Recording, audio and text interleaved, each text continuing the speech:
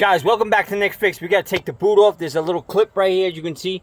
That little clip right here has to get up with a screwdriver. You go with a little screwdriver and push it up and it'll come right out. Hold on. See if I can get under there and push it out.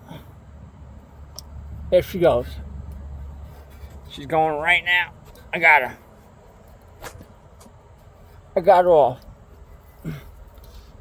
Here she comes.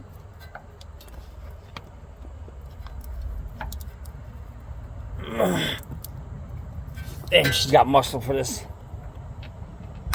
I got her. Damn, I didn't get her. Wow, she's really on there. I got her. Whew. This thing is slipping, boy. Alright, I got the boot off. I didn't damage the boot, so we're good. Hopefully she comes off over here. If not, we're going to have to put some penetrating fluid over here or something to get her off. But hopefully she's going to come right out and slide right out. But I don't know. It doesn't look like it.